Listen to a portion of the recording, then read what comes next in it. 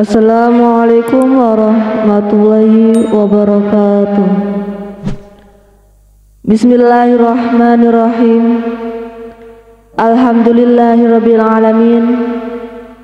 Wassalatu wassalamu ala asrofil anbiya'i wal mursalin Sayyidina Muhammadin wa ala alihi wa sahbihi ajma'in. Amma ba'du.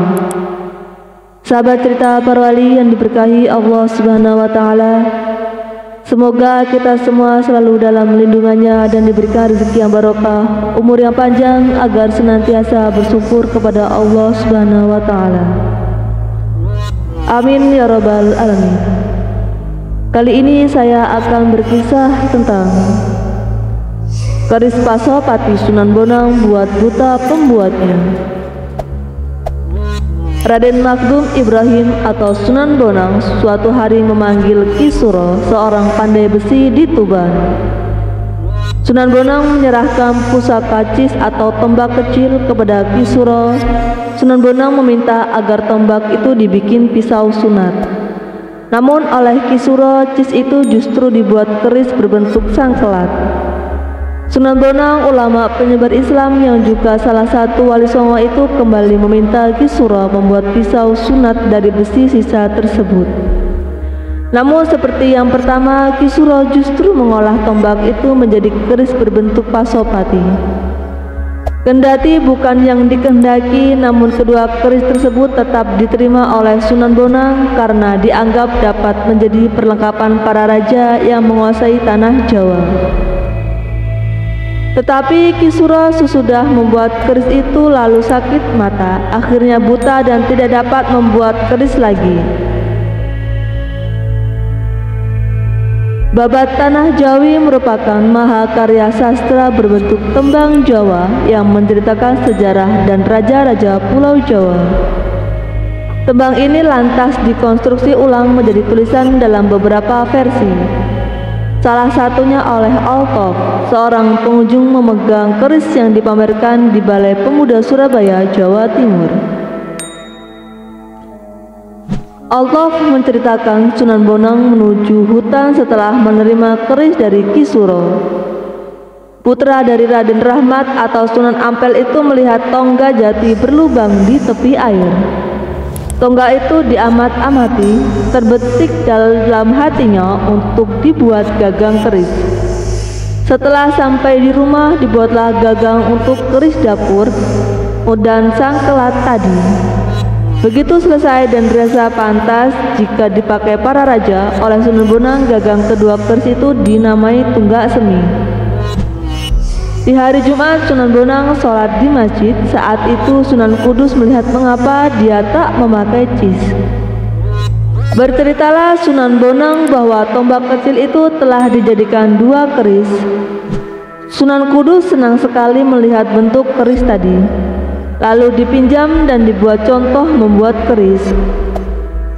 Orang yang diminta membuat keris itu seorang pandai besi bernama Ki Janas. Setelah selesai, keris Pasopati dikembalikan lagi ke Sunan Bonang.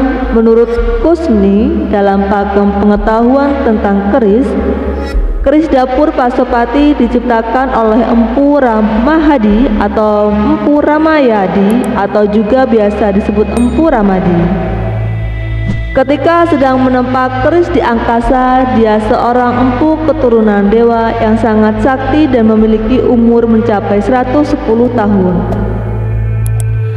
Empu Ramahadi hidup pada zaman Jawa Kanda sekitar tahun 125 Saka.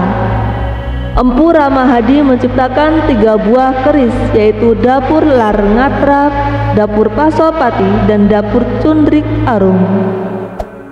Dalam jurnal isi bertajuk Penciptaan Bilah Keris Dapur Pasopati Tinatah Emas Bunga Melati, disebutkan Pasopati merupakan penggambaran dari Dewa Siwa yang juga dikenal dengan nama Sang Hyang Pasopati atau Sang Hyang Surapati sebagai salah satu dewa perang, dewa pelindung dan juga dewa bijaksana. Para peziarah memadati makam Sunan Bonang di Tuban, Jawa Timur.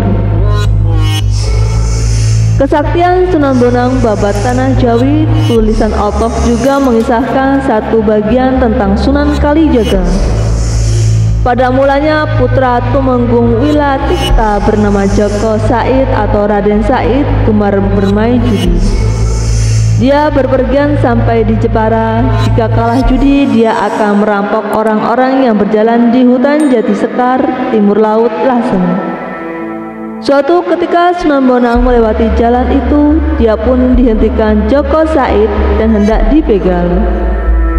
Besok jika ada orang lewat di sini berpakaian serba hitam serta bersumping bunga worawari atau bunga sepatu merah, begallah dia, kata Sunan Bonang. Dia lantas berlalu dari tempat itu. Keris Warangka emas kepada Menha Jaka Said menunggu 3 hari berlebih hingga datanglah sosok yang disebut Sunan Bonang, berpakaian hitam-hitam dengan motif bunga sepatu merah.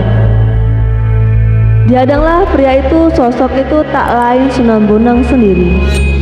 Saat hendak dibegal, dia tiba-tiba mendapat 4 Raden Said sangat ketakutan. Lalu bertobat Raden Said, lalu bertapa selama 2 tahun atas perintah Sunan Bonang. Setelah itu dia pergi ke Cirebon. Di tempat itu dia bertapa lagi di tepi sungai. Setelah itu namanya dikenal sebagai Kalijaga. Kelak dia dijadikan ipar oleh Sunan Gunung Jati. Wallahu a'lam bishawab. Wassalamualaikum warahmatullahi wabarakatuh.